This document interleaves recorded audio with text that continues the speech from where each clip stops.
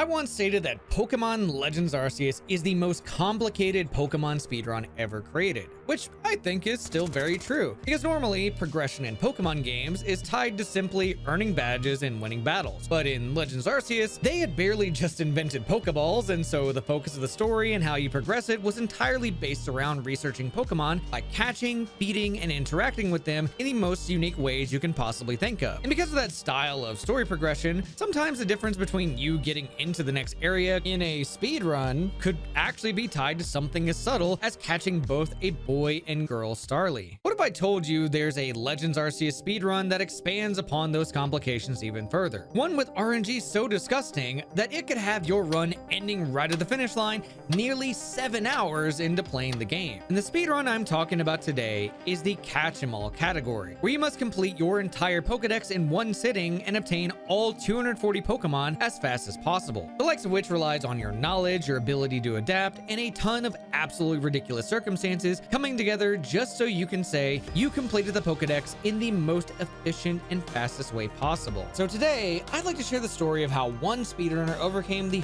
horrible luck needed to finish a world record pace Catch 'em All speedrun and nearly destroy the entire category.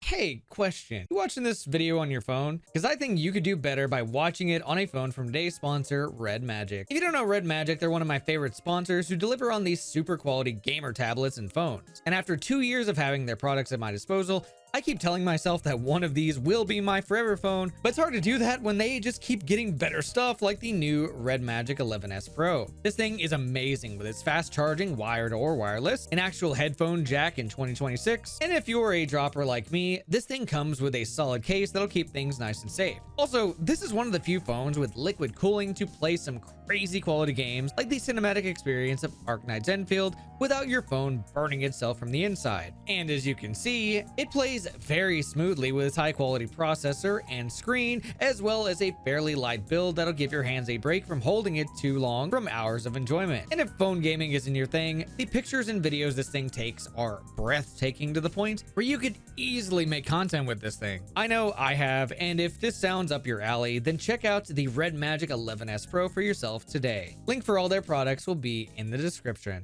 When it comes to catching every Pokemon in Legends Arceus, unlike most Pokemon games, you can actually catch every single Pokemon on a single copy of the game, which complicates how you evolve and catch certain Pokemon. But to even dream of catching all 240 available Pokemon, you are required to unlock all 5 areas, beat the boss battles within them, get past the story and through to the post-game, all while hunting down some pretty rare resources needed to evolve everything in the Pokedex. And it's with that item management and area-exclusive Pokemon in particular as to why I think Pokemon Legends Arceus Catch 'em All speedrun is just plain ridiculous. Because while you could just push through a quest to guarantee evolutionary items, there is a lot of time to be saved if you just so happen to find them through lucky drop. And since you also have to deal with the looming threat of space-time distortions, a feature which spawns a giant purple sphere containing exclusive catches that only have a percentage chance to appear in the first place, you really got your luck cut out for you going for a world record in the speedrun. Please don't acronym space-time distortion, by the way. They really didn't have the best first letters for this feature. But what makes these ST distortions just as bad as the acronym is how much can actually affect them appearing in the first place. For example, if you have certain overworld weather conditions going on, you'll have to wait until they go away completely before a distortion can even spawn. You're also not guaranteed to get a distortion within a specific amount of time, as they can spawn in either 5, 10, 15, 25, or a whopping 40 minutes later. And getting a 40-minute distortion spawn is almost always nearly a death sentence for a world record attempt. But what makes it even worse is each time you interrupt the overworld with a battle or a piece of dialogue, it pauses the distortion spawn timer until you're completely finished. And if you go into a building, it'll start the distortion timer over completely from scratch.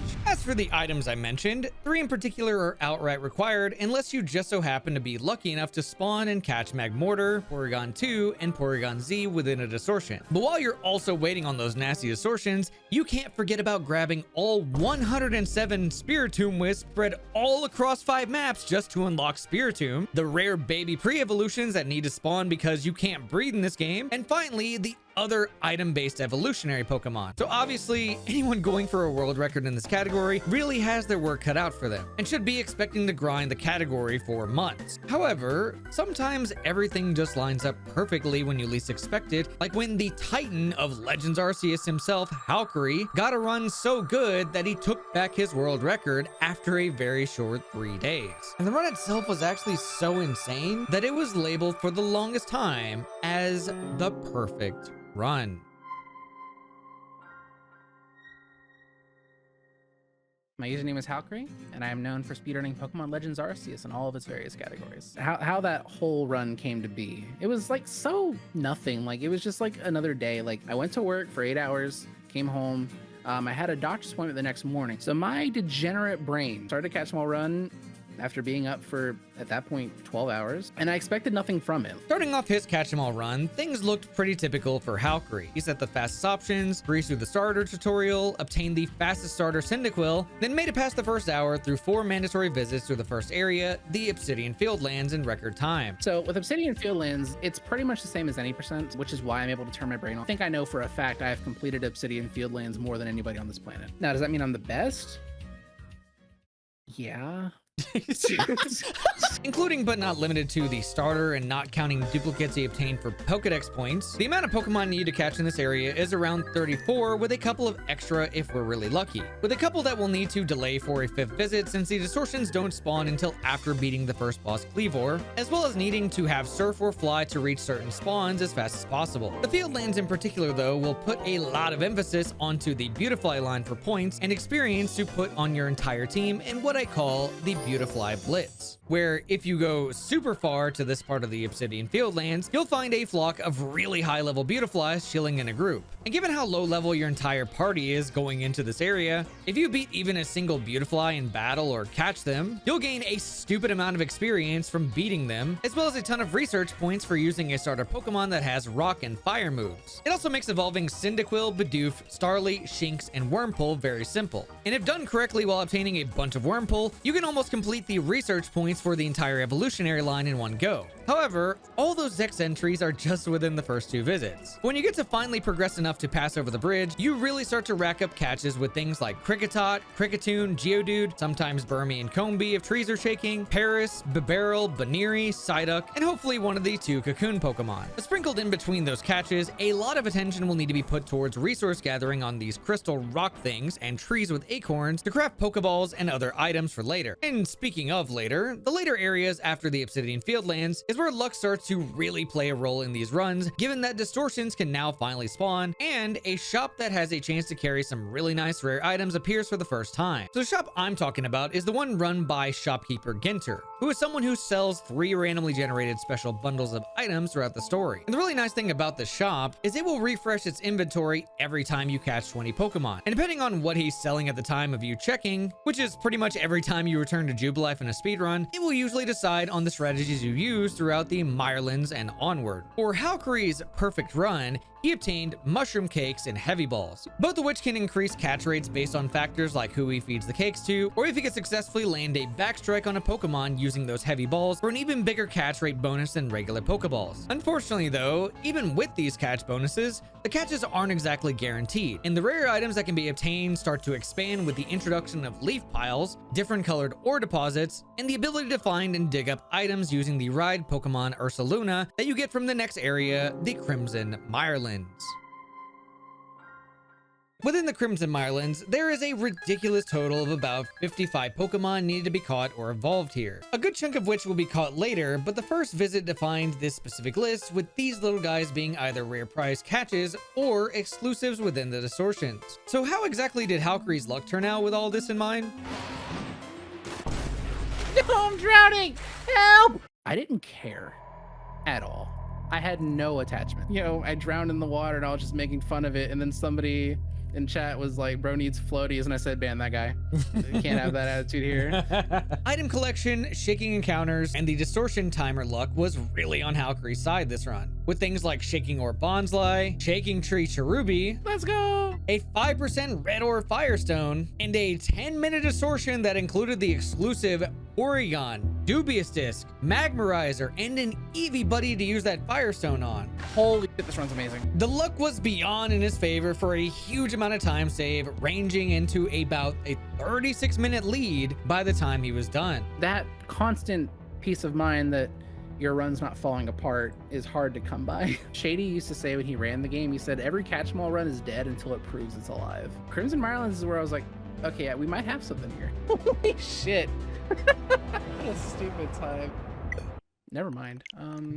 I mean, 35 minutes. He was playing on Switch 1 after all. If I miss record because of that game crashing, we'd be pissed. But at the very least, his luck would keep up within the coastlands, where the catch count goes up to an even more crazy 70 total Pokemon, which might even be crazier than not being subscribed to the channel. I would normally feel bad about that, but I'm at 99,000 subscribers right now. Help me get to 100K. We're so close. And with that ridiculous count comes even more item involvement with things like scatterbangs for points and the introduction of a vast amount of swimming Pokemon since you unlock Surf at this point in time. But the most important item in the game that I've yet to mention is Stealth Sprays. These things are basically like the smoke bomb shiny hunters love to spam, but are built with speed in mind because instead of making a cloudy smoke to slowly crouch through to sneak up on Pokemon within it, you can just run around the entire map without any Pokemon hearing you. However, Pokemon will still be able to see you, making catches become very skill-based since you gotta avoid their vision and get behind them at just the right moment for the best catch rates with a backstrike. And if a Pokemon doesn't get in the ball, skillfully stunning them in place with a ball throw until it does becomes the most efficient thing to do. But where exactly did Valkyrie's luck come in inside of the coastlands? Well, okay, man. There's such a thing as like, you know, ice cream for dinner every night is just, it's gonna make you sick, bro. let's just say that the Distortion was really happy to see him. But at this point, I'm probably like 20% to succeed or something like that. Like in terms of where I am, how much I have left, all the checks I have left, it's very much against me. And because of the sudden 10-minute appearance, Valkyrie had to work fast. Because when a Distortion appears, you only have 5 minutes to get inside of it before it starts spawning things. And with the way the current route works, you have just enough time to catch all the day to evening exclusive spawns before it turns nighttime, which is exactly why Valkyrie went into the ice cream analogy. Which is funny because when he got into the Distortion and caught some of the exclusives there, he was actually rewarded to the point where he felt sorry for other runners because of his crazy luck. You missed something before that. There were 2 Magnemites in that Distortion, and the second one dropped a Metal Coat. That lets me skip the Alabaster Distortion. The only reason you do that is for Scizor. Scizor is the rare in Alabaster, but you don't ever go for the Alabaster Distortion explicitly. Like otherwise you're farming Magnus, and they take forever to spawn and they take forever to catch because they have shit catch rates flying up in the sky. That's your only other way to get Metal Coat. Once he was done with the Distortion and caught the night encounters needed to progress, including Duskull, Drifloon, Drifblim, Dustox, and the mandatory Dusclops required to progress the story, it would be time to introduce swimming encounters like Mantike, Mantine, Tentacle, Tentacruel, Hisuian Quillfish, Finian, Luminian, and Hisuian Basculin, which are really freaking hard to spot and successfully throw balls at. And all of this had to be done while rolling the lucky item lottery drop on ground crystals and hidden underground items, which, as you might have guessed, he got lucky enough to find once again, receiving a rare Peat Block to evolve Ursaring into Ursaluna, and saved a ton of time not doing quests in order to get it for free. And the cherry on top was the gloriously rare Magby spawn right before the final moments within the coastlands. Dude, this is a generational fucking run. Did I mention, by the way, how important cycling your party is during all these catches? Because each time you catch something, your whole party earns experience. And despite being able to catch pretty much everything out in the wild, evolving is just way more efficient for certain Pokemon like starter Pokemon that are super rare or hard to catch in the wild. And in case you're keeping track, I didn't forget about the move exclusive evolutions like Stantler and Basculin, because they need just the right story battles to get in enough moves along the way for an evolution. But when it comes to evolution, it is a very topical thing within one of the last areas, the Coronet Islands. Now, to say this place is important would be quite an understatement, as it is probably one of the most defining points in the run with all the crazy stuff you gotta catch. With the highlights being mostly within the Distortions, but also, good God, are there a lot of already evolved Pokemon required to catch in this area, which makes sense given this is one of the last ones. So my priority in Highlands is getting to 11k when I leave, which is why like I force all evolutions I currently have the ability to do when I leave Highlands. But let's not get too ahead of things, because the luck we're looking for ran so deep for Valkyrie that one could say he overloaded on ice cream before dinner. Particularly, the prizes within the Distortion are both the pre-evolved forms of the fossils Shieldon and Cranidos. For the most messed up part about this is you can get absolutely screwed by the fact that only 3 distortion Pokemon exclusive spawns can show up at a time within a distortion, the likes of which can be 3 Shieldon, 3 Cranidos, or possibly 1 fully evolved fossil, which causes you to miss out on the baby forms entirely. For the sake of the run, I do want both the fossils. But if I don't get them and I get to go to bed early, I wouldn't have complained either. But Valkyrie on this day got his favorite flavor of ice cream and more.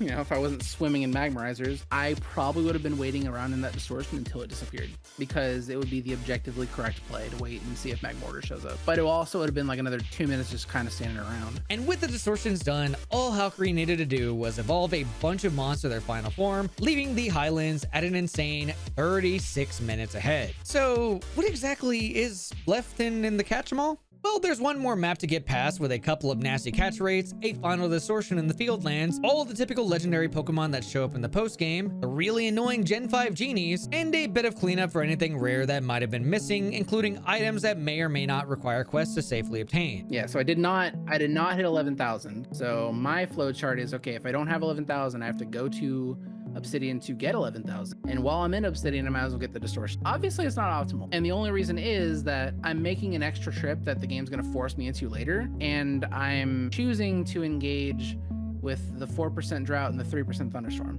because the end game situation eliminates weather as a factor. Starting with the Fieldlands, Valkyrie stuck to cleanup duty while waiting for the distortions, narrowing down the list to a pretty small batch. Time here, however, isn't too tight given the size of the cleanup list, so as long as Valkyrie didn't get a 40-minute Fieldlands distortion, everything should line up for a wonderful finish. And to make it even better, obtaining a fully evolved Sneasel would be the most delicious cherry on top to an already ridiculous run. Getting Weavile in the distortion. Oh, super good. Like I said, I don't think I had I didn't have any Razor Claws. If I had been in Highlands for a bit longer, I probably would have started killing Sneasels with Stantler, Sideshow Bash. But it was a 5. Like, I just had to get the distortion and get the fuck out.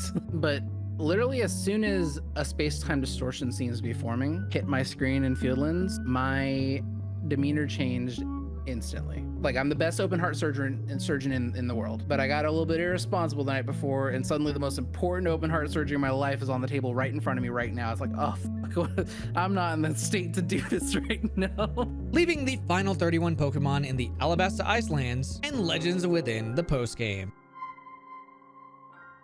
So for the Alabaster Icelands in particular, given that this is the last area in the game, the list is narrowed down quite a bit. And luckily for us, distortions are no longer a worry due to everything inside of them being an unnecessary repeat cache that we can get anywhere else, making it so that we only really need to go after Pokemon like Swinub, Piloswine, Gallade, Kirlia, Gardevoir, Hisuian Zorua, Glalie, Snover, Frostlass, Bergmite, Avalugg, Happiny, and Blissey before taking off back to the Fieldlands one last time for the final set of Spiritomb Wisp and a chance at Munchlax and Pichu. Now, I imagine if I show Valkyrie's little catch tracker here, you'll notice there's still a lot of gaps in there, which is mostly because the story progression puts him on an exact path towards those Pokemon as he's going forward. And any cleanup outside of that can usually be taken care of by things like quest and merit points from satchels that can be traded for required items, or obviously just banking on really lucky drops while cleaning up. From here though, the end of the game gives us 3 mandatory fights that provide us with some pretty big time save from needless evolutions, like the evolved form of Quillfish. I'm not even gonna lie, I said that because I forgot the name of this thing. I think it's Quilladin. Correct me if I'm wrong, future me. A small puzzle with Uxie, Mesprit, and Azelf, a couple of battles with NPCs that are too stubborn to admit that they're wrong, and finally, the space-time legendaries Dialga and Palkia bring us to the final frontier,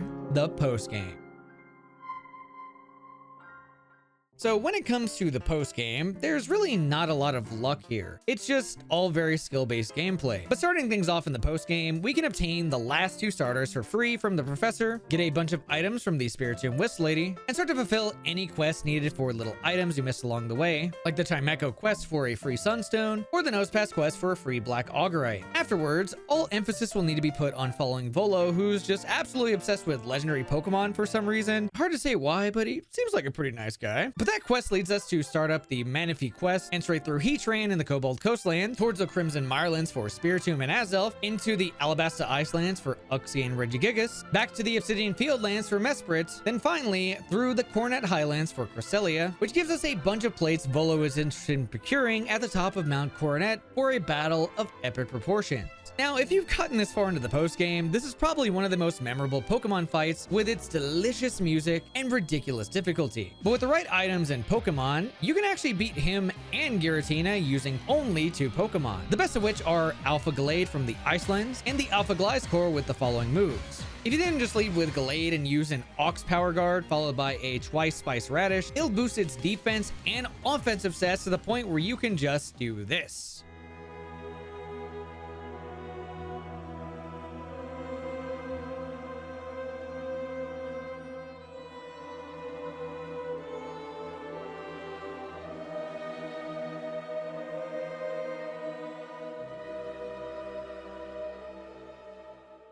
Absolute cinema. But following that up immediately will be Giratina, where our Elite Gallade gets obliterated to give Gliscor a chance to use the exact same item setup. And the beautiful thing is that even when Giratina goes for Shadow Force and obscures itself to make you miss your moves, any move with the word Pulse at the end of it can't miss for some reason in Legends Arceus. So it becomes super easy to two-shot on both phases of Giratina. But from here, Volo disappears off the face of the earth to never be seen again, and we move on to the 3 genies and their distant cousin that no one wants to talk about. The likes of which need weather conditions to spawn, but luck isn't fully needed because you can just go to a bench and reset until it shows up just as easily as a shiny in Legends EA. Then the moment that they spawn, throwing the worst ball in the game, Feather Balls, makes getting through their weird shield super easy, with the worst part being their ability to hit their signature moves in order to earn enough research to unlock Enamorus. But along the way, we'll also need to obtain Manaphy, Bion, and Giratina, all of which are just kinda crowded inside of the Cobalt Coastlands. But the big thing I want to point out most is one final lucky bit of the Catch-em-all speedrun done by Halkery that just emphasized his luck even more. You asked me, like, what are the hardest Pokemon to catch in this game? Magby's the hardest Pokemon to get luck-wise. Every runner will tell you, execution-wise, to catch in the game is Enamorus.